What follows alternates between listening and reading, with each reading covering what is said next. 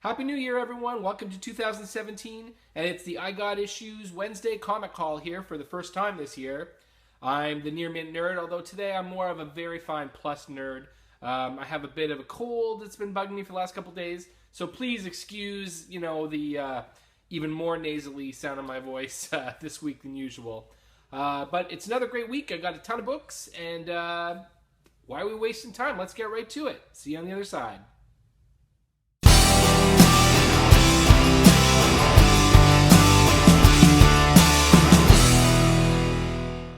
All right, so we're going to start today's haul with my DC books. So here we go. From DC, first up, Captain Atom #1, The Fall and Rise of Captain Atom by Carrie Bates and Will Conrad. Now, Captain Atom's historically not a series that has ever really kind of worked as far as, long-term value of any books. Very few key issues, if any, in the Captain Atom verse. Back when he was in the Charlton universe, certainly. But you know what? I've always really liked the character, and I always seem to buy his books. I don't know why. I just enjoy them, and I keep doing it. So, they got me. Next up, Atom Rebirth Special #1 with Ryan Cho as the new Atom by Steve Orlando. So they're putting out a new Justice League of America title in the next few months. I think it starts in February.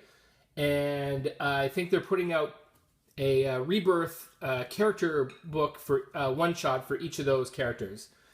First up is the Atom. I'm really looking forward to that title because, as you know, I haven't really been enjoying the Brian Hitch written JLA, so I'm hoping that this book is a little more to my tastes because I do miss getting a Justice League book every month.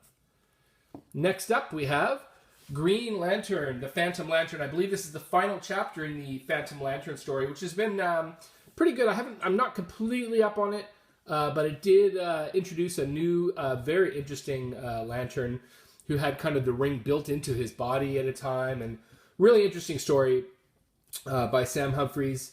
Really enjoying this title. Love this cover. I wasn't sure which of the two covers to get today. They also had kind of a close-up cover of Jessica Cruz there. It was quite lovely, but I decided to go with this one. Next up, we got Justice League. And this is part of the Justice League versus Suicide Squad tie-in. I'm really excited to have this one because Brian Hitch isn't writing it. Isn't that terrible to say? A Brian Hitch book that I'm not looking forward to. If he was drawing it, I'd love it, but unfortunately, that's not the case. So I'm very excited to get the Justice League again. Very excited to see Max Lord back in the book. Although I miss him from the more benign Max Lord from the days of the old Justice League in the 80s. He became, the big villain from the 52 era. I didn't enjoy that as much, but I do like him a lot. I think he's back as a villain. I'm not sure. I'm going to have to give this a read. Have we even seen him in the new 52? I'm not sure. But I am very excited to read this. And very excited to read this one as well. Justice League versus Suicide Squad. Oh, excuse me. I'm fighting a cold here, so I apologize for all the snorting. And I keep pausing because I feel like I'm going to sneeze, and then I try to stop myself. So apologies in advance if I sneeze all over my new comics here.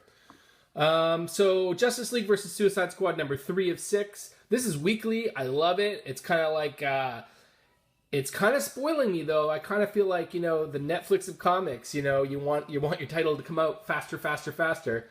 It makes it much harder when you realize that there's still some monthly books out there you got to wait for. So they're kind of spoiling us here. Rob Williamson, writing on this one with Merino art. Love this cover. I believe this is Amanda Connor. Oh yeah, there it is, Connor right there. Beautiful Amanda Connor cover. This is one of those covers that I'm sure people are going to be looking for 5 years from now. Great Harley Quinn versus Wonder Woman there. There was 3 covers. 2 of them were Harley Quinn versus Wonder Woman, and the final was the standard cover, which was all the Justice League locked away in these kind of like tanks. Oh, excuse me, fighting a sneeze again. They were all really cool. this one was the coolest. I love Amanda Connor art, so that's the one I went for. Next up, Batman, number 14. I feel like this is a cover that is, even at the store today, this Tim Sale cover seemed to be almost gone, and there was a huge stack of the regular cover, which was also very nice.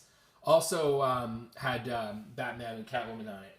But I feel like this cover is going to fly off the shelves, and it's the one that may end up being the more difficult to track down cover. I mean, just look at the cover, and you know why. Batman making out with Catwoman. Are you kidding me? This is going to be a huge, huge sought-after cover in no time at all. I think this is kind of a one-shot. Oh, gosh, look at that. Look at that. Beautiful. Get away from the shot of there. Isn't that beautiful? Just a page full of stars, and it's still beautiful. Okay, let's see. Next up, Superman, the start of a new arc. Number 14. Great cover with the Superman Red Sun on the cover. I'm not sure I'm not sure if Superman Red Sun has appeared in a continuity book as of yet. Although, I guess the way the DC Comics have kind of declared that all their books are happening in different universes and stuff makes all their books in continuity. But I think this may be the first time Red Sun has crossed over with the Earth One heroes. I'm not sure. Thomas C. and Gleason writing, Reyes on the art. Beautiful cover, and really looking forward to this new storyline in which someone is targeting all the otherworldly Superman. I think also the new Chinese Superman is in this title, which would be the first time he's appeared in the regular Superman book, or in a regular... I don't know if is he from a different universe, or is he literally only in China? I'm not sure.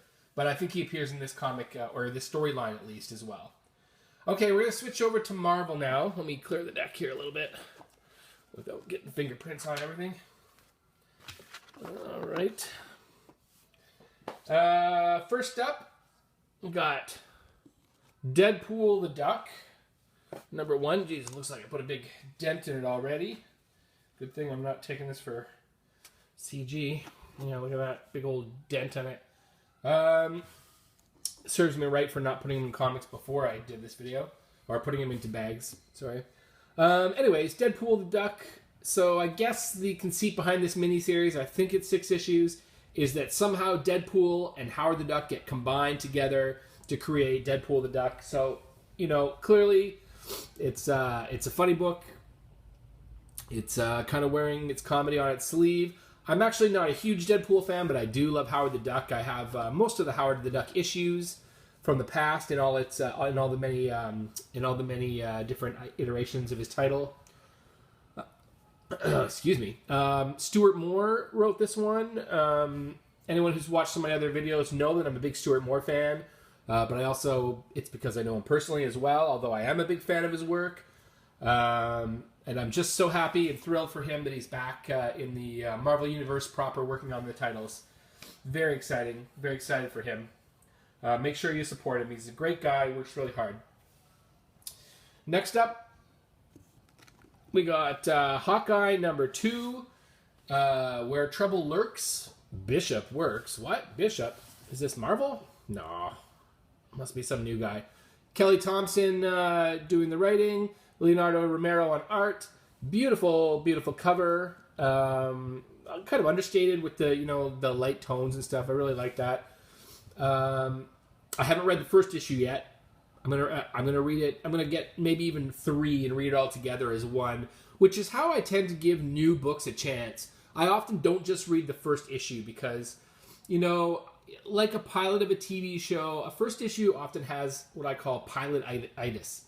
And, it's just the trouble there is that they have to set up so much of their world that they can't always tell the best story possible. They're forced to kind of just set up characters, set up the world and stuff, leaving you maybe feeling like the story was lacking a little bit because it was all set up. So I like to give it a few issues, and I like to read those issues all in a little chunk just to get a feel of how how the whole package operates in the day-to-day. So I think by issue number 3, I'll give these a read and see where we stand. Next up, we have a new number 1, U.S. Avengers. Really cool cover. I like this a lot. I'm not even sure who all these people are. I mean, there's Red Hulk, so that's cool. But I'm a little behind the times, I guess. I'm not completely familiar with a lot of these people. Oh, there's Cannonball, Sam Guthrie, one of my favorite characters. So the fact that he's in the book actually just makes me a little bit happier. I'm really, really, really hoping for an Avengers book I actually like because, you know, it seems like there's not, what is there, like 400 Avengers books on the stand right now? And none of them are, like, killing it. It just feels like they've spread themselves so thin so that each team only has, like, 1, maybe 2 characters that I want to follow. I really think what the Marvel Universe is lacking right now is a flagship Avengers book. I know they have one called Avengers, but it's all like kids. It's like, it might as well be Young Avengers. I want to read about the Avengers I grew up with. You know, I think eventually they're going to have to give me my Avengers back before I can really, really enjoy an Avengers book again. But, you know, I give each one a chance. I hope this one will do the trick.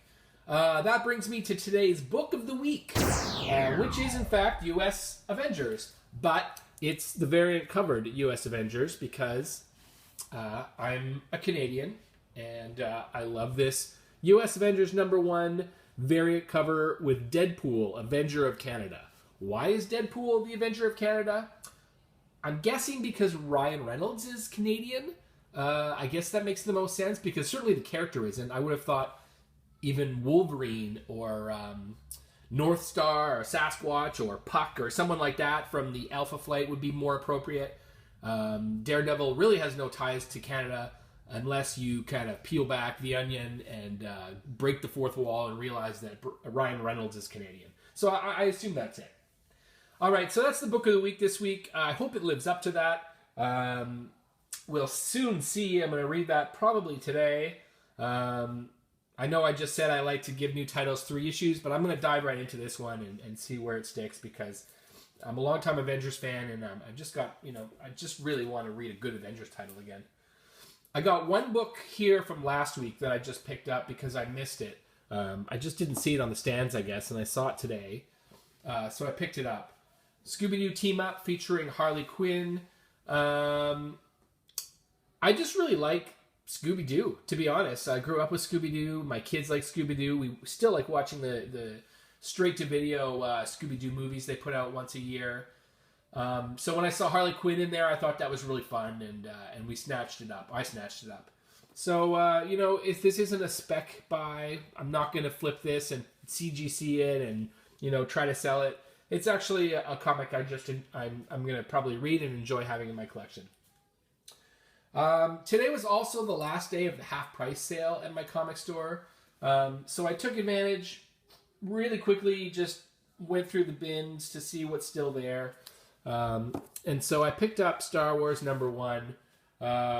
You see the $7 price tag. Red Nails 2, that's the name of the store I go to. You see the $7. I paid half of that. So $3.50. I didn't pick this up the first time because about a year or 2 ago, I just started buying more things in trades. And I felt like this was a series I was going to buy exclusively in trades. So I didn't buy it. And I kind of regretted it. So when I saw this cover, I mean, it's a beautiful cover too. I love this John Cassidy cover. So when I saw it, I just had to have it. So I picked it up. And, you know, you'll also notice I don't have a lot of alternative titles in these week-to-week Wednesday hauls. That's also because I've been picking them up in trade form. And that's just because of that decision I made. I'm starting to go back on that now. I'm finding that when I buy the trades, I often don't read them and they gather dust. But when I buy the issues, it's less of a time investment, so I read them more often. So I'm switching back to comics on a lot of stuff. I was trying to move away from that to save some room. And, you know, I find that they look just a little bit better on a bookshelf as opposed to stuck away in long boxes in a closet. But old habits die hard, and I've started to buy things in singles again, mostly. Last comic today, another pickup from the half-price sale, is a variant cover for Batman Detective Comics number 39. I just hadn't seen this one before. What attracted me to this cover was Harley Quinn holding a bat, and it says Batgirl in like blood or whatever's on her chest there.